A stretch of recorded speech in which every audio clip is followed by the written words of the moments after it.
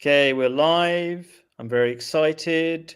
Every single time we have Uncle Narish. Oh, thank you for putting your name this time.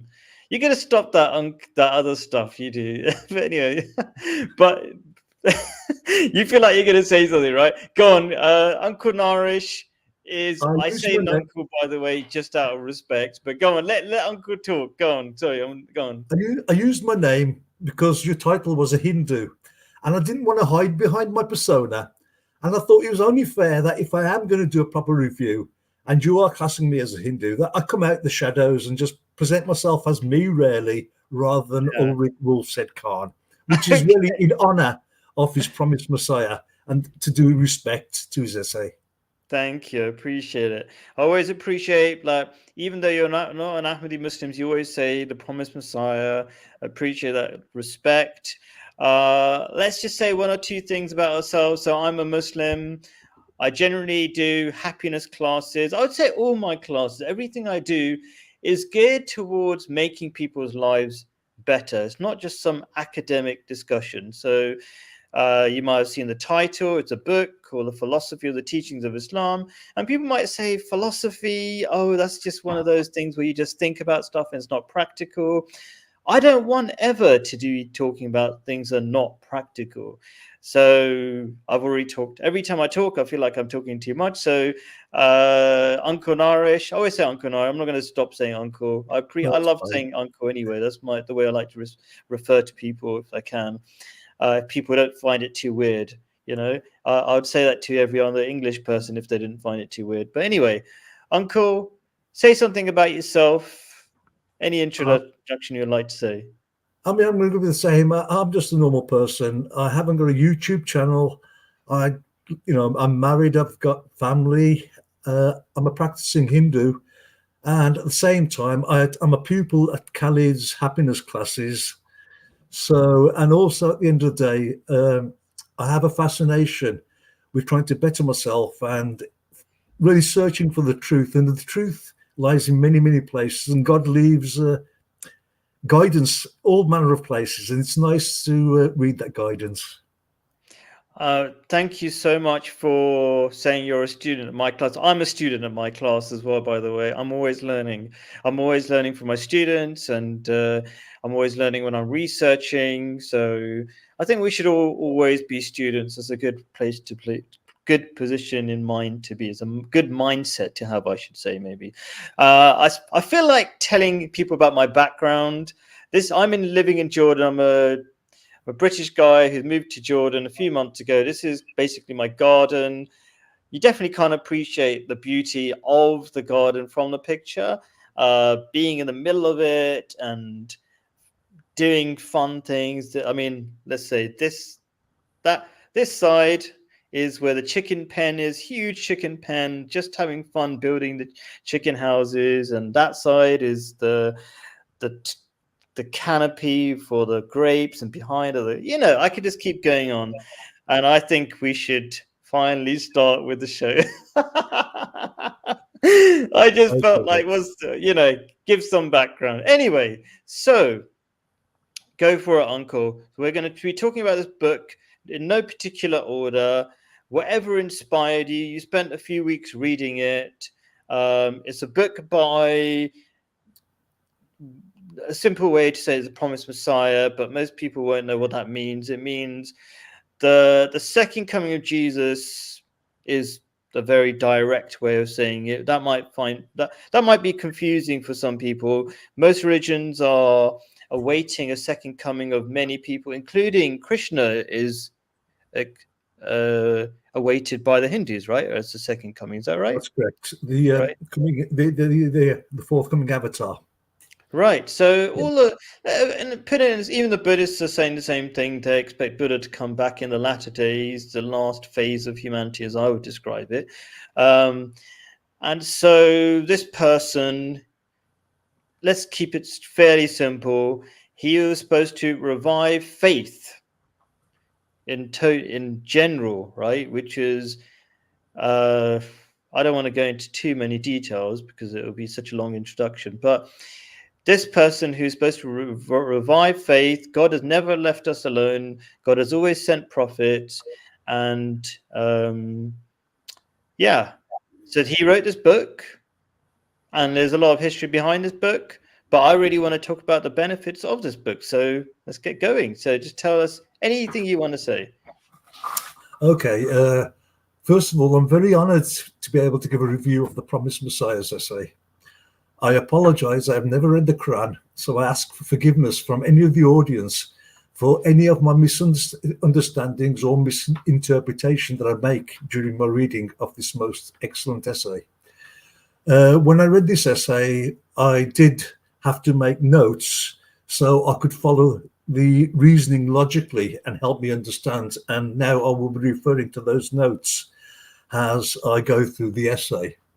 So the following is my understanding of the philosophy of the teachings of Islam, as written by His Holiness, addressing 5 questions at the Great Conference of Religions in 1896, which is 127 years ago. The questions that were set at the Great Conference of Religions were 5, and the 5 questions were: 1, the physical, moral, and spiritual states of man. The second was the state of man after death. The third object was, what is the object of man's life and the means of its attainment, which in essence was, what is man's true purpose on earth and the achievements of that purpose. The fourth question was the operation of the practical ordinances of law in this life and the next, and what are the effects of a person's deeds in this life and how these deeds affect the afterlife. And the fifth question was the sources of divine knowledge. Now, the Promised Messiah explains the first question through the 3 stages of man as sources from which 3 springs flow. The first stage that is identified is man's natural stage. Now, this is the uncivilized savage, where man is not guided by reason, but instead, like an animal, he's motivated by food, sex, aggression, and personal interest and desire without any moral consequences. He's not able to understand the difference between right and wrong. And this is what the Promised Messiah termed as the self that incites to evil, nafsi amara. The second stage, which is identified, is the stage where man is starting to be guided by reason and not solely by desire alone. It is by the use of this reasoning that a man starts to understand the consequences of his actions. When his actions are wrong, the man will start to reprimand himself over his wrong actions and tell himself off. And this behavior gives rise to the moral state, which is called the reproving self, nafsi lawama. The third and final stage of man's development is the stage that marks the start of a man's spiritual journey and his relationship with God, with the ultimate goal of achieving oneness and comfort with God by purifying the soul from all earthly passions. This third stage of spiritual development is known as the soul at rest, nafsi mutma'inna. So I'm going to interrupt you as I usually do. Okay, so you described these 3 different states, and what I'm very interested in, and what I've gained from. Let me put it this way: I've learned the book through other people. Like when I read something in the book, and I was like, "What's the point of that?" And then other people say, a bit like you were saying, I think you were saying it off camera. I can't remember if you said it on camera, I mean, just on this live stream or not. But you were saying how this book spoke to you, how the Promised Messiah spoke to you. And the book speaks to different people in different ways.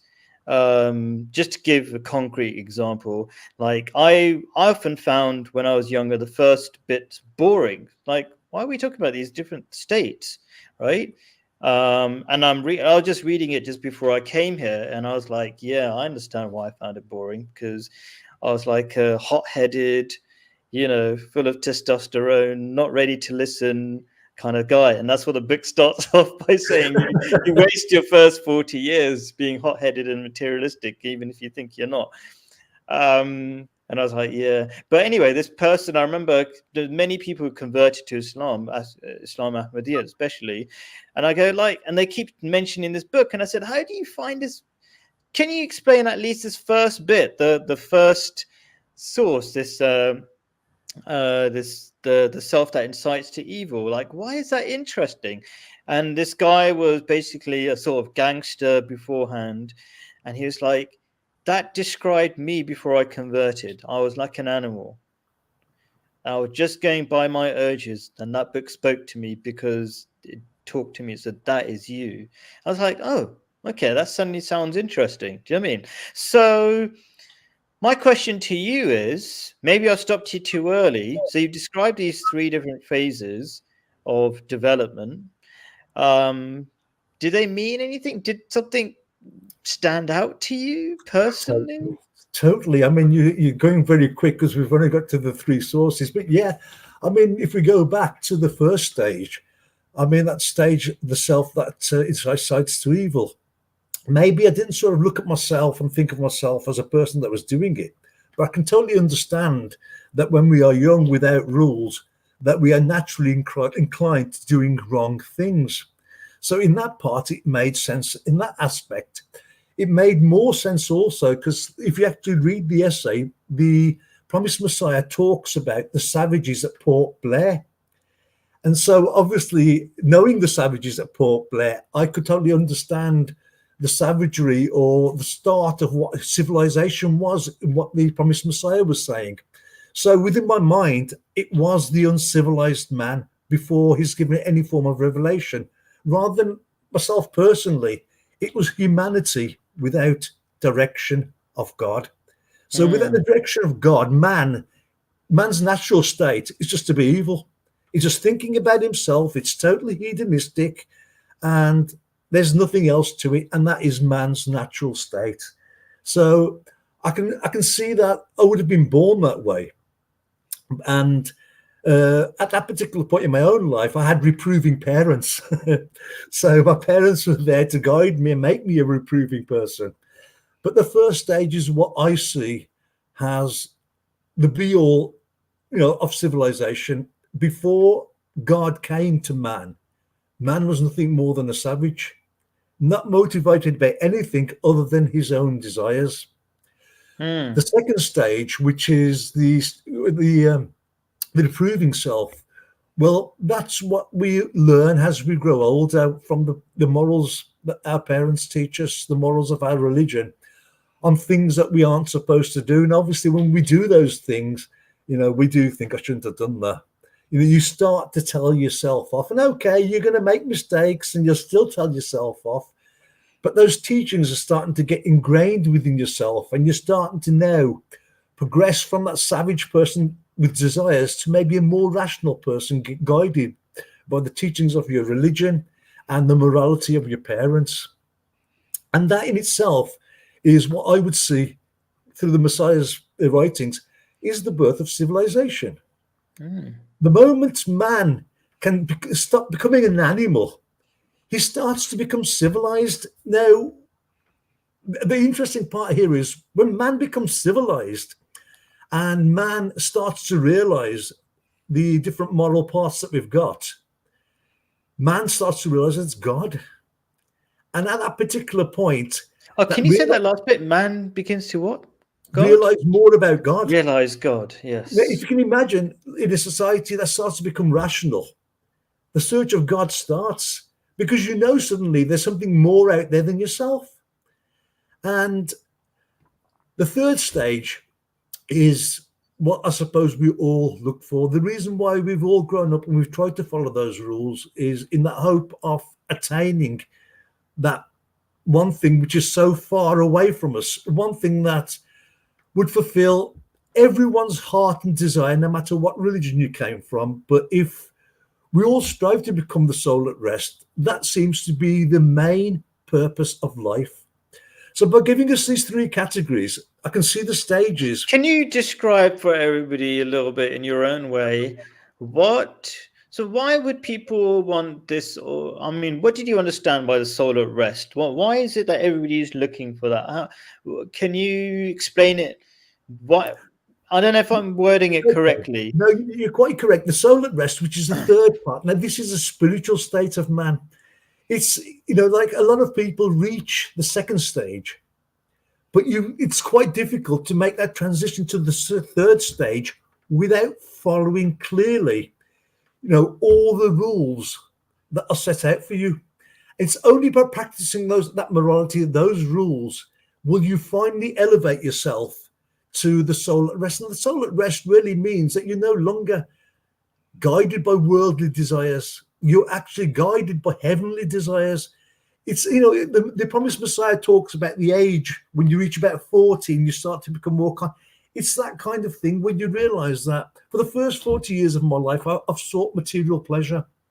And, the first 40 years, I've not really fed my soul or my spirit as much as I would have liked to. And you start to realize at that particular age that I want to know more about God. I want to understand God. And most of all, you understand the teachings of why you were taught that, because you can only achieve the soul at rest by being a good person. And being a good person has to be taught to you, because as the promised Messiah writes, our natural state is to commit evil. So let me ask you one more question about that, because I was thinking when you mentioned the natural state is to commit evil, I can see that the selfishness is quite natural to us, right? And that can easily become evil. But what about, let's say, little kids? I'm being a bit difficult. You're the newbie to the book, and I'm asking you questions, but I'm just intrigued by how you think about it. So a lot of people will say, well, not everything natural is evil. Would you say, is there anything evil about following your natural propensities, if that's the correct word, or natural urges when you're a kid or something? Or what do you think? Well, totally. I wouldn't say it was evil, because the child isn't born inherently evil. It's there like a blank slate. And see, as I'll talk later on, your actions are linked to your soul. So, when a child is born, there is that innocence, waiting to be imprinted upon to learn about life. A child will make mistakes and will need correction. But because the child is innocent at that particular point, you wouldn't really say that the child was evil. But the thing is, as the child grows older, without moral rules on that basis, the natural development of a man, eventually from childhood onwards, is to go towards evil. Because as the child grows up without moral guidance, is going to be very, very motivated by his own desires and not for the benefit of society as a whole. Thank you, Carl. I'll let you take it wherever you want from there. I'll stop interrupting for a little bit. Oh, you can stop. Then after the first three stages are sort of like identified, the promised Messiah then talks about the soul. Now, because obviously we've got a soul, and what he does here, he talks about the soul in two creations. So there's two creations of the soul. Now, the first creation of the soul, right, is created when man is born and developed in the body. And since the soul is fundamentally linked and affected by the actions of the body, so every action the body takes also affects the soul. So in the sort of the first stage, when a man is incited to evil, every action that he takes as evil is going to reflect back onto his soul. This is why these holiness states that the Holy Quran places so much focus on the reform of that natural state of man by giving him directions. So for every aspect of his behavior, and then the reason why the directions for every aspect of his behavior is given by the Holy Quran is that the body and the soul exist and affect each other. So just like the actions of the body can affect the soul, the effects of the soul can also affect our body. So if the soul undergoes, say, a second creation, which is the part where man is taught to behave perfectly by controlling, right, the actions of the self that incites to evil, and teaching a person how to bring proper action on the right occasion at the right place. Those actions start to have a moral quality, and a second soul is created. And it is the second soul that is the reproving soul. Now, then with that established, we progress to, again, the spiritual part, which is, how does man achieve the third source, the soul at rest? And this is going to be the first of my quotes from the Holy Messiah, and I'm going to quote him directly, because I don't think I could have put it in any other better way than what's written. And he says, regarding the third source of the soul at rest, spirituality can be achieved only through the use of every moral quality in its proper place and on its proper occasion, and through treading carefully upon the ways of God, and through being wholly devoted to him. And for anybody that's interested, that's page 20 of the essay. He goes on to, well, he previously says also that moral conditions are not entirely distinct from spiritual conditions. So, there's not that distinction. It's just that when moral conditions develop an absolute devotion to God and go towards the purification of the self and cutting oneself asunder from the world and material things, a person turns wholly towards God and to perfect love and devotion. And that then becomes a spiritual condition. Basically, what the promised Messiah is saying is, ultimately, moral behavior is what leads to spiritual behavior. So there's no sort of jumping. You have to go through each stage, and by perfecting the stage as the reproving self, will you finally become the soul at rest, which is that your behavior is now perfect to allow you to start to appreciate what God is trying to teach you and get a fuller understanding. From your understanding, what's the difference between, I feel like I was just listening to some of the words and I was thinking, what would be confusing for somebody who's just listening to this for the first time? And I was thinking, you said something about moral behavior leads to spiritual, what did you say? Spiritual behavior. Moral behavior leads to spiritual behavior. Well, I mean, so a lot of people think moral and spiritual mean the same thing. What did you understand by it? No, I may have thought that previously as well, but it's quite in the essay. It's quite clear. I mean, yes, there is a similarity, but there is yet a distinction. So I mean, the exact words that I think he uses, if I can go back to it.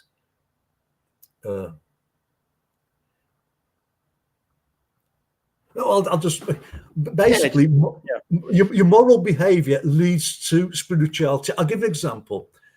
When a person starts to behave moral, right, he still makes mistakes. Sometimes, the hedonism gets in, they'll make the wrong choices, and he'll tell himself off and he'll correct himself and he'll go. Now, by doing that over again, correcting yourself, reflecting back on your morality, you start to behave in a particular way which is consistent with your morals. And once your morals achieve that consistency, is only then that you can sort of transcend that sort of reproving self to the point where you're not telling yourself off anymore, because you're so guided with a spiritual nature that you're not committing wrong. So you don't need to tell yourself off. What you are now doing is you're committing yourself to the path, towards pleasing God, connecting with God, doing everything that God has said, purely because it affects you so wonderfully spiritually. And I assume that's why the word "a soul at rest" was given, because finally you are at rest from your animalistic desires and even your sort of materialistic wants from natural society. You start to get your priorities right in your 40s, and that's when you can finally start to convert and follow those morals to the point they become so ingrained that you just flip into being spiritual. I'll give the example. Any person that's walking around doing goodness, doing kindness, we would automatically say that's a very spiritual person. I mean, He doesn't have to say, we will judge them by their actions. So when a person becomes ultimately moral, people are going to look at that person and say, well, that person's spiritual. Yeah, I don't know if we mentioned it, because I keep forgetting if it was a pre on screen whatever, but or maybe I just read it recently and I'm getting everything mixed up. But the thing about, people might be wondering, what's this thing about 40 years old? Why 40 years old? Do you want to explain that bit? Yeah. If I can remember it correctly, please forgive me if I get Yeah, something wrong. yeah. From what the promised Messiah does is quite he can compares the growth of man to the growth of the baby in the womb, and he sort of compares the first 4 months as the first 4 decades in a man's life. So you can imagine that it takes 9 months and a man, reaches the ages of 80 or 90. What the promised Messiah is explaining, that like the child is developing in the womb by the 4th month, if you take each month as a decade, by the time we reach the age of 40, we've developed that faculty to be able to understand a lot more, because we're no longer fueled by the desires of the young and everything. We've gained that certain maturity where we understand it, and that was the reason why I was saying that. Yeah, so the way I remembered it, it was like, okay, so you're 9 months in the womb, and so halfway through that, apparently 4 months and 10 days, the promised Messiah said, and there is halfway through that, is it called gestation? I'm not going to sound like a doctor or anything. But anyway, the point, halfway through that period of being in the womb, it's when it is then you start showing signs of life. And scientifically, that's true. Yeah. And 80 is the average lifespan of a human being. And halfway through that, we begin to show signs of real life, not just physical existence, but the thing that really matters, which is our soul. So I think that was a comparison. So maybe I think it helps to, if it's just a random number people are listening to, they're a bit confused. Why 40? So maybe that gives some meaning to it. I think basically, as we were saying, when the body is born, there is the creation of that first soul. So what I was sort of doing was, the body needs to progress to the point of being the reproving self, and that doesn't come automatically in childhood. It's a long process by whereas morality, contemplation, and reflection develop, and it's by the age of 40 that it really kicks in. And it was quite, the thing that appealed to me most of all was when I read that in the essay, it rang so true. And that was the first time I saw myself in the essay. It was like, yes, as I reached that maturity, my priorities changed. I could see that sort of change in myself that was coming. Whereas maybe before I was 40, there wasn't so much of an urgency to connect, to understand the divine or whatever. And I think after the age of 40, as I've gotten older, that's become the only motivation that I've got, is I want to understand God. I think it's more meaningful to me than anything when we talk about politics, war, or whatever. Just the idea of God, how to approach God, how to reach God, how to please God.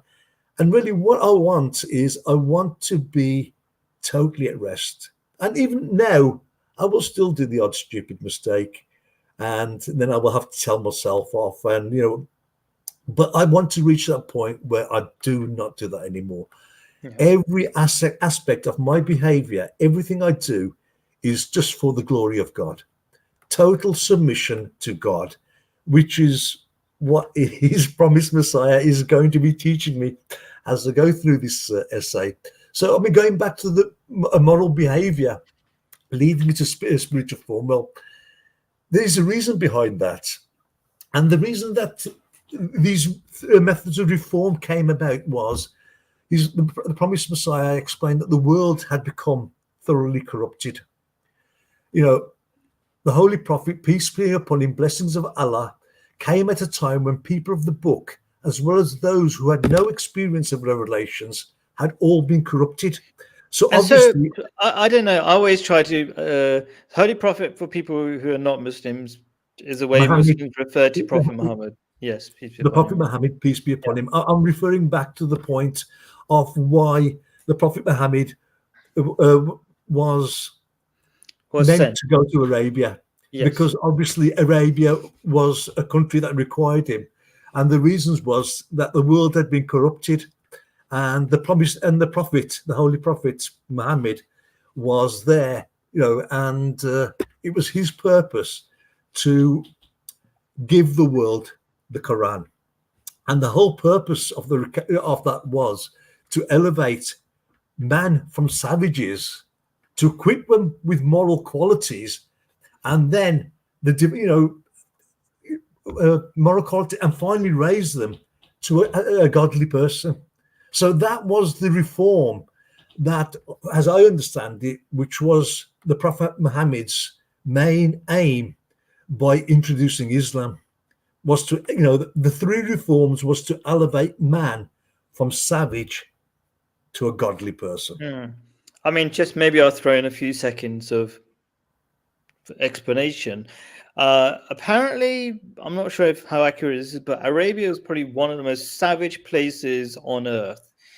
And he was sent to the Prophet Muhammad was sent to the most savage places to demonstrate how savages could reach the highest levels. You could start from the lowest levels. They literally thought drinking every day of the day of the week was great, and getting drunk was fantastic, and they would have sex with their mothers and unspeakable things, just to give people an idea of why he was sent to Arabia. But anyway.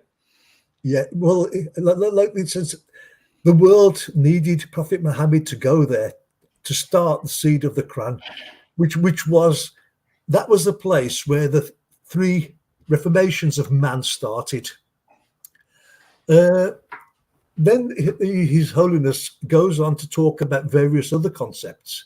Now, again, all this is related to morality. Now, forgive me if I get the pronunciations wrong, but His Holy Messiah talks about physical birth, which he terms khalaq. Khalaq, yeah. Khalaq, right, the physical birth. And that's the first stage of man, this self that decides to evil. So that's the first physical birth. But then he distinguishes that between khalaq, which is the inner birth. And basically, as the inner birth is perfected through moral development, the reproving soul then sort of moves on and eventually reaches the point of being able to connect to God, or finally be a soul at rest. His Holiness talks about morals, and from the start, His Holiness, the Promised Messiah, states that the highest moral character ever displayed was displayed by the Holy Prophet Muhammad, peace be upon him. So he is the paragon, the exemplar of all moral virtues, as an example to mankind.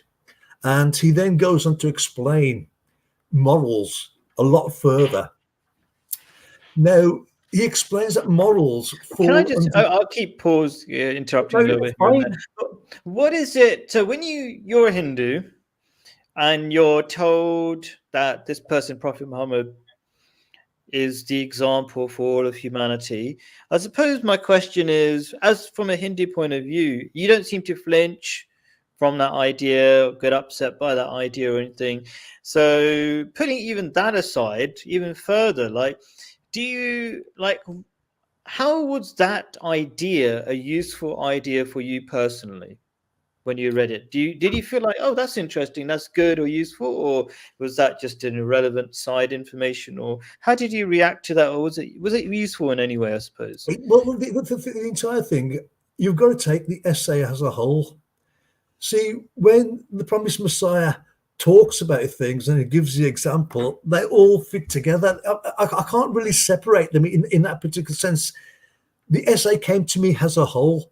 So when he talks about the Prophet Muhammad, peace be upon him, that is given as a standard by which he's now going to explain the rest of the virtues of the morals that we're going to have.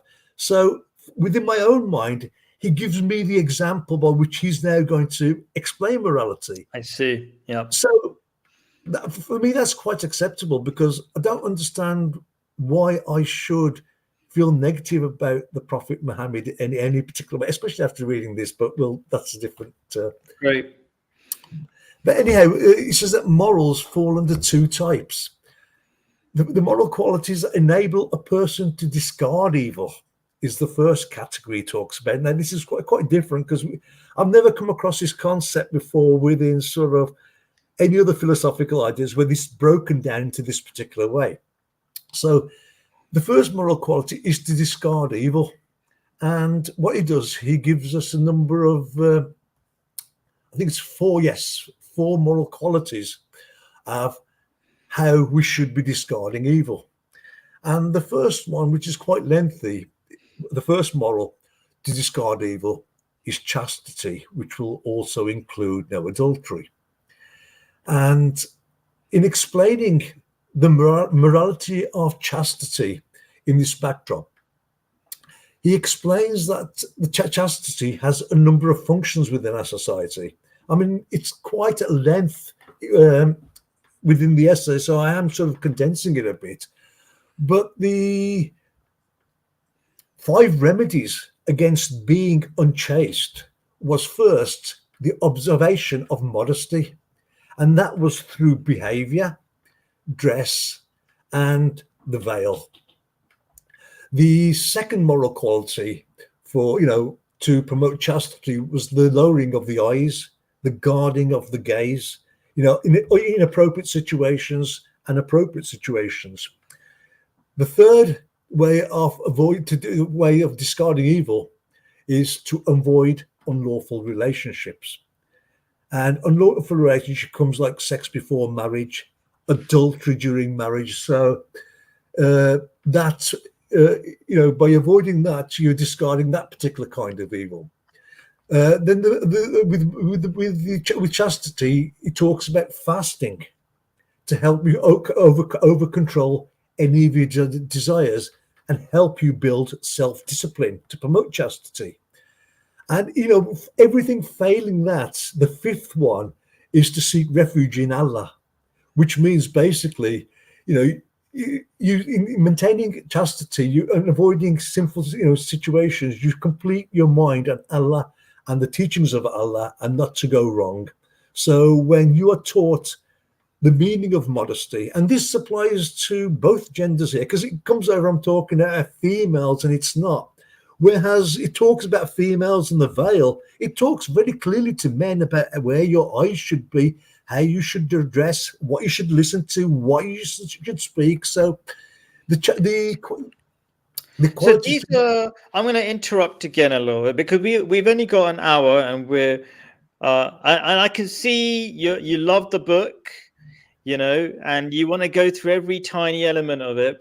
But I always try, when I make my videos, I try to go for as much the average person as possible, right? And so I was okay. So first of all, let's talk about in a lot of our shows, my shows, Happiness Club, whatever, we talk about, and relationships. I'm not sure. I'm not even sure if I talk about it, but a lot of top talk shows now talk about chastity. Like OnlyFans and all this kind of stuff. If you do that, can you really be a good wife? That's a major topic. So I can see that as a useful way of not being a barbarian, I suppose. Uncivilized, right?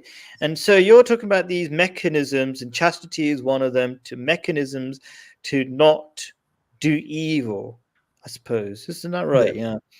So tell me a few feelings about these very in-depth mechanisms to not do evil, and then afterwards I'm going to start talking to you, because we're already running out of time, like highlights of the book for you, so that people can go, oh, okay, this is why I should read the book, sort of thing.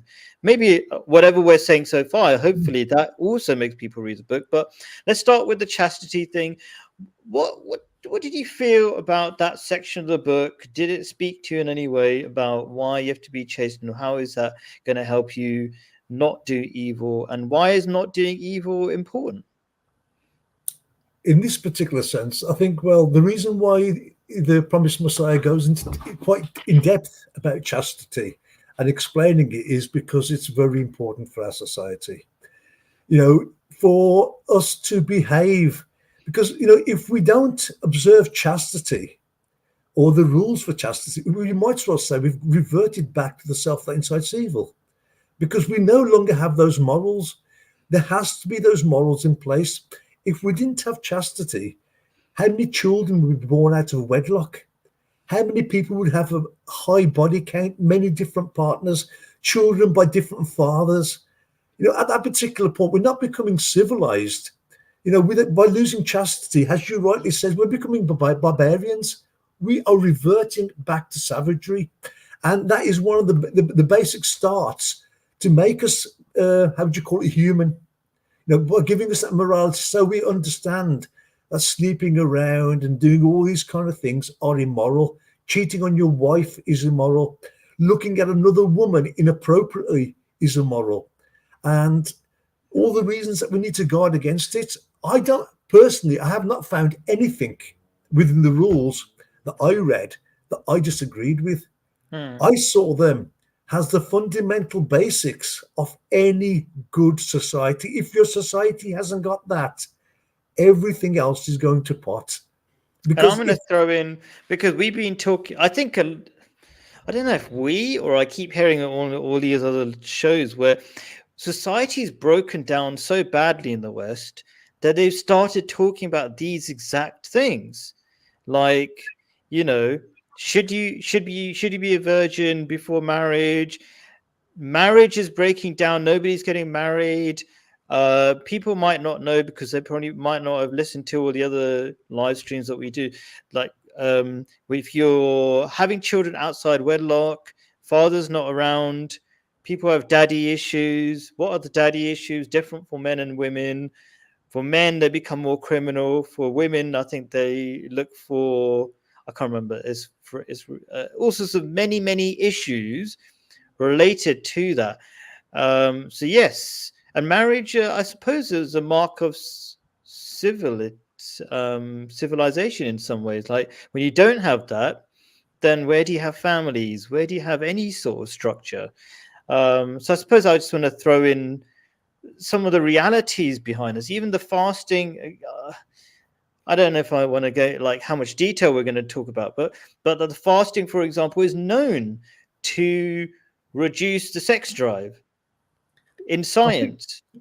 Well, the thing here is, unless people have fasted properly, they're never going to understand when people talk about fasting. When you've actually fasted, there is a complete difference in the way that we are. I don't know if you've ever noticed it during Ramadan, because you're doing it day in and day out. And by the middle of the month, you know, it's really affecting you. You are almost going into a keto state where your body's almost running off your fat reserves. And there seems to be a clarity of mind during fasting, which I've never experienced in any state. And it's a clarity which you don't feel upset about anything. Your mind is on a level. You're more thoughtful. You're very strong inside. I mean, there's an inner strength that comes, which, you know, even physical, no matter how much you've fasted. But at the same time, there is that spiritual part which almost seems to grow.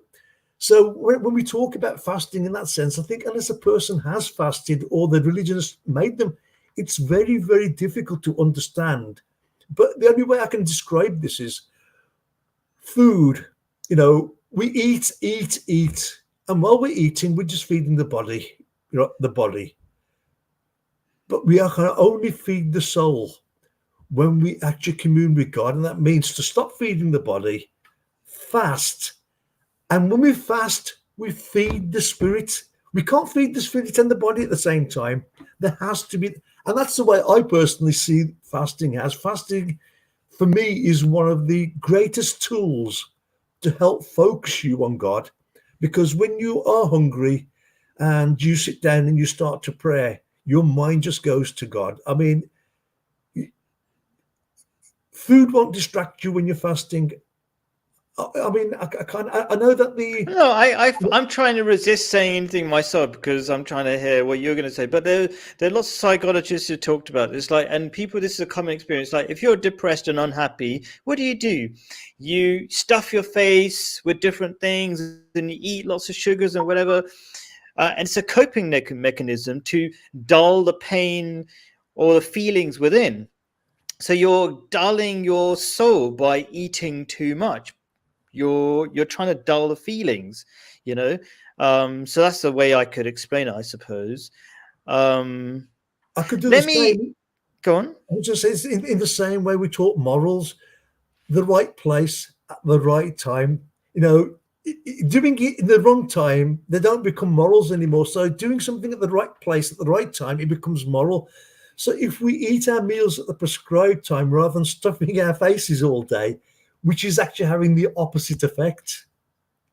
Yes, so there is no like moral, there's no, I don't know what the word is, there's no absolute morals. I think there are always things.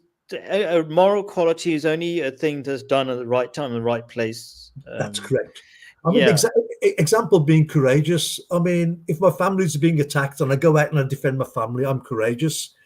But if there's 100 people coming and I rush into battle on my own, you're going to call me a fool. You know, both are displaying courage, but all in the wrong time. So whilst it may be called courage, it's not. It's doing it at the right place at the right time. Just doing it willy-nilly is not courage. Rushing into battle is not courage. But defending your family is courage. Sure. Or defending So another weaker person. maybe we'll have a part 2 or something about this at some point. But can you tell me any, like, without thinking too much, I call it being unfiltered, anything that, I know you said the whole essay was a thing in itself together and it's hard to separate, but can you try to say some highlights or thoughts or feelings for Okay. listeners of people who have never read the book? Okay. What I'm going to do, I'm going to stop talking about the actual philosophy of what was written and just come purely from how it affected me. You know, when I first came across this essay, I was in a complete different. Do I approach this from a Western philosophical? Do I talk about this kind of knowledge from a Western, Hindu, whatever? Then I decided, no, just take the essay as though it was written for that audience. It was written in the Punjab. It was aimed at Hindus who were also in the audience. So I thought the best way to do this was to sit there and listen like I would in any audience, to try and understand. And that's how I approached it. At that one point, did I come across a single word that I disagreed with? No, I thought I would have. You know, at times I was rushing around like a headless chicken when the word idolatry was mentioned, and I'd go back to the drawing board. But pushing everything aside, when I came to the end of the last question, and which he answers most wonderfully, everything he said was, well, there's nothing I could disagree with. What it was he answers 5 questions that other faiths couldn't. I'd be hard pressed. I mean, you asked me to write an essay on the 5 questions.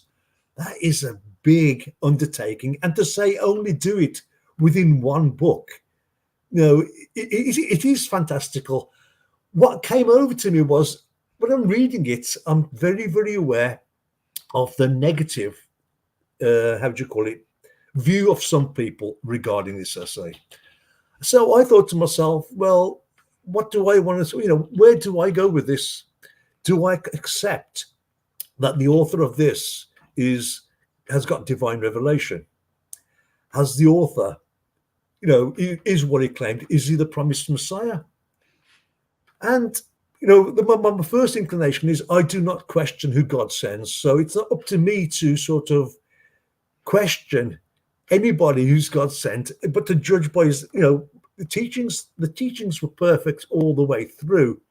And if somebody says to me, well, do you think he's the promised Messiah? This was quite funny because I had to get the quote because it reminded me of my Christian upbringing. At school, we had to do religious education. So I'm going to actually quote the Bible in my answer to what I felt about the promised Messiah, because this is what came to me. It's somewhere in my head. I remembered the old things we were taught at Sunday school. And I'm going to quote Matthew chapter 16, verses 15 and 16. And the exact words that's written, "But what about you?" he asks. "Who do you say I am?" Simon Peter answers, "You are the Messiah, the Son of the living God." And that's something that towards the end of the essay, I felt very, very happy about saying, because there was a message. The message was of a beauty yet I couldn't see before. I mean, I've not read the Quran. I have a very negative view of Islam. Along with the last 20 years, everything bad about Islam has been put. Islam's relationship in India amongst the Hindus is quite sort of confrontational and volatile. And there's sectarian violence amongst the various groups. So I even sent you a video of a Muslim mob surrounding my temple, which I was quite upset about. But that aside, it didn't reflect from the point was everything that's been said, right, using the Quran made absolute sense to me. The Quran was there for the reformation of man, just like, and I didn't know that. And then I understood it. And all the way through reading it, I knew that the promised Messiah was keeping me. He was keeping me there because he knew how I thought. And it was even if I got slightly sort of off the hook, he would give me almost like something wonderful. And I'll tell you what, because out of the entire book, some things will jump out at you. And then people may think this is great. And I've got this here, my favorite quote of all, and it's so early in the book. It's at page 37. So it's really early in the essay. And when you eat, give out of your food to him who asks, and also to dogs and other animals and birds. I thought that summed up morality, kindness, godliness in every aspect. I mean, that was one thing I sort of cut and pasted. It's one of my favorite quotes now, when I quote to people and say, look, before you start saying bad things, he loves animals. He's telling you that, a needy man, a hungry man, give him a piece of your food. But don't forget feeding other animals, the dogs and the birds, sharing what you've got with others. I thought, that's really, really nice. But what really got me with the promised Messiah was when he was scathing about Plato, because the promised Messiah doesn't talk about sacrifices of the, but he does say that when Plato sacrificed a rooster to an idol because he got something right, it was a wrong act, because through revelation he should have got that. And to sacrifice a cockerel, he said, was a hateful and horrendous act. I just thought to myself, wow, yes. So there were parts of the essay that were really jumping out at me. So I think it's very individual, isn't it? Because I kind of grew up a bit of an atheist, and I have certain other favorite sections of the book. Yes. Which I when I read it, it's like poetry. It's I could probably read it enough to find it, and it would take a bit of time. But it was like my favorite section, I don't know if you remember it, is Search for an Exalted Being. And it talks about the search for an exalted being. Mm-hmm. Yeah. And it talks about how when we hear a beautiful voice, or when we're attracted to this and that, it's our search for, if I can try to paraphrase it, I'll probably butcher it completely, so I won't. But it's like we're searching for something we can't see, but we miss. And it's absolutely beautiful how it's written. So that's for me, because that was my search. And for you, other things stand out. But if we move away just from the moral states of man and talk about the question about what happens to man after death, that resonates across no matter what your religion is. because I mean, quite specifically, it states that once the body and the soul are separated, when man is in front of God, it talks about how the actions that you've committed in this life, are written in a book, which will be manifest in front of God, which will be all your good acts and all your bad acts. And this reminded me immediately of what my mum and dad told me when I was young, that there was two angels, one angel here and one angel here. Every bad thing I did, he was writing it down here. Every good thing that I did, that was being written. And one day I would have to make an account for all the bad things that I did. And it was one of those things that I took away from me. And it was exactly what was written when it talks about the death of man, that man will be held accountable. It talks about the creation of a new body, a body which is created out of either darkness or light, all dependent upon your actions in this life, and how we will answer for the actions of this life in the thereafter. But I mean, it's such a long part because it goes on how to go for forgiveness. I kind of want to wind up, but I suppose I'm going to ask you two questions so we could wind up. The first one is the immediate thing about what you just said about the state of man after life. Like, that's a bit of a hard thing to talk about because what's the evidence? So I suppose my first question, if you can give me some sort of answer, is like, you don't necessarily believe everything the Promised Messiah says. So why do you make that assumption? Why do you assume that? Because that's wrong. Because you're actually making assumption. Go on. I mean, the truth of the matter is, I will sit down with you at any particular point, carry it on, because I don't find anything wrong with it. I mean, there are things that I said to you before. I says regarding Islam, I've got a couple of gripes, and I would like to discuss them with you. And but I was going to make any kind of judgment. The Promised Messiah never covered it, but everything the Promised Messiah covered resonated with me all the way through. It was my first introduction to the philosophy of Islam, and it was a wonderful introduction. So please never think that I didn't. Sure. I agreed with him all the way through. It was what any enlightened, godly person would teach anyone. It doesn't matter if your background. Sense. I have to read that part again. I vaguely remember that part about like the development of the soul after death, right? Yes. What happens to the soul after death? But maybe it's the way my brain works. Is like, what scientific evidence is there? Blah blah blah. How can I prove it? All this kind of stuff, right? Did that come through your mind, or was it necessary? No, or it's not necessary, because we're now sort of like looking at, just like we can't imagine other things, we can only go by our sort of guessing. Like, yes, in dreams, our spirits are in our dreams, so that's happening. People who have near-death experiences, they report this. So yes, I mean, at the end of the day, all religions talk about the afterlife, and it's something that, did the Promised Messiah talk about dreams? Because I mix up my books now. He did talk about dreams as a way of understanding what happens after death. The body. He talks about the soul and the body separating, and the metaphor he uses says, like, in your dreams, the soul and the body separates, but in your dreams, the soul is manifested with the body, which will be the same. After you die, you will be furnished with a body, and that body will be dependent upon your actions in this life. So he gives some sort of evidence that we can relate to, because you can't necessarily bring out a measuring tape and say this is how it works, because that's. I think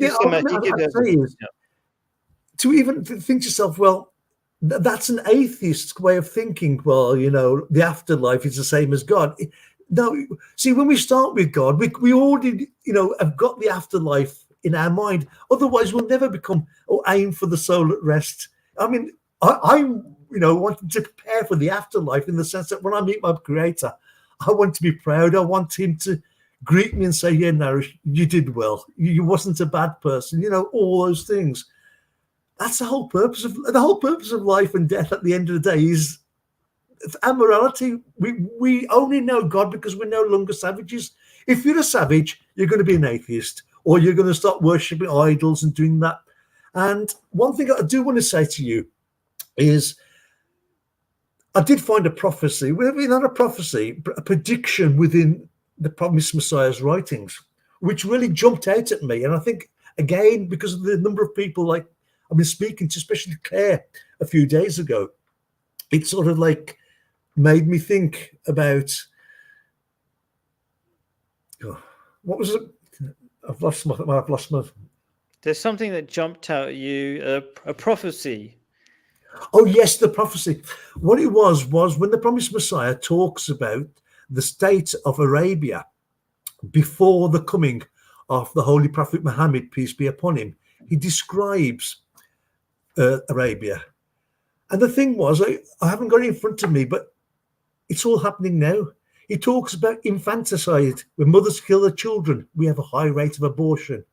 Where all these things he talks about, savagery and how, people are sort of just having sex with, the leader and all that kind of thing.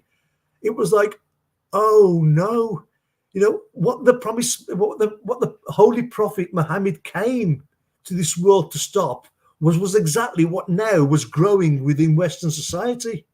So I did see that in that description of savage Arabia, which now is modern day Westernism. The Western world has reverted to what the Arabs were before the teachings of the Prophet Muhammad, right? Peace be upon him. So, whereas, say, Arabia elevated itself, the West, by losing God, has devolved and it's going backwards. It may have been aiming once to be the sort of soul at peace. It's not even the reproving self anymore. It's now reached where it is dangerously at the self that incites to evil. Anything goes. Homosexuality, trans, whatever value. Follow your feelings. Exactly. Isn't it? Which is the antithesis of civilization. Yeah, and it's exactly what the soul that incites to evil asks you to do. Just follow your urges. Yeah, exactly. Yeah. Yes. Wow. I was going to ask, what would be the one thing, if you were to summarize, that would incite maybe the Western reader to read it? I suppose that's it, because what this book is aimed for. I think the best way to explain to people, because obviously I'm going to use Zarina as an example. I think the idea was, people think it's there to convert me. And people are worried, this is there to convert me, and all that kind of sort of pre-fears. Whereas this essay has got nothing to do about converting anyone. The essay is dealing with 5 fundamental questions of man's existence. It's a question every religion asks. And the Hindus, Sikhs, everyone was given an opportunity. The essay that I'm reading won. So on that particular basis, this is the best essay, and that was the only way I can sort of describe it. Read it. If you want to understand morality, two approaches. It's a good way of looking at morality through an Eastern perspective rather than the Western perspective. So if you're going to look at, say, utilitarian ethics, then maybe you might want to sort of like compare and contrast that with Islam, right, or other Eastern moralities. So there is that quite aspect of it as well. But overall, if you don't want to, it's a good way of explaining to you what life means. I mean, we all think we know it. I thought I knew it, because I never gave it much thought. But it's so good for someone to break down the categories of development, how the soul goes through the rebirth, what the morals are, how they affect us in the afterlife. It's a whole. At the end of the day, if you're interested in, esoterical questions, the Promised Messiah answers it. He's not saying you convert to Islam. He's saying, this is how my religion answers these fundamental questions of life. Make of it what you will. I didn't find people say he's apologetic or he's polemic. No. I think the Promised Messiah had a no-nonsense love of his religion. That comes over all the way through, that he loved the entire idea of Islam in its purest form. And that was what he was answering the questions by. So that alone is just like, well, if you're an intellectual, just read it, because it'll give you food for thought. overall, it's a fantastic essay. It's only written 127 years ago, so there's no archaic language. The Promised Messiah was very well versed in English. He was. I mean, he didn't write in English, but it was No, he translated. didn't write in Urdu. But the thing Yeah. was, he was familiar with Western philosophy because he talks about Plato and got quite a lot of other things. So his knowledge came across as very contemporary for that particular point. It's not that sort of like, ancient knowledge from thousands of years ago. Here is a modern day person who's coming and teaching us, teachings which were most people wouldn't know that, human beings show signs of life at 4 months and 10 days, like he mentions in the book, So, okay, cool. Thank you so much for your time. Thank you for giving us an insight into the book. Thank you for your time, and thank you, I don't know, just for being here. I love every time, Uncle, you're here. I love it. You're such a spiritual person. I love it. Thank you so much. Same to you. Like it says, people who need to keep company with the right people and follow the example. And you, Khalid, as I said in text, you are that person. You are a very good person within which to keep company and to follow your example. And I wish you the blessings of God, and good night. Peace be upon you. Good night. Bye. Peace be upon you.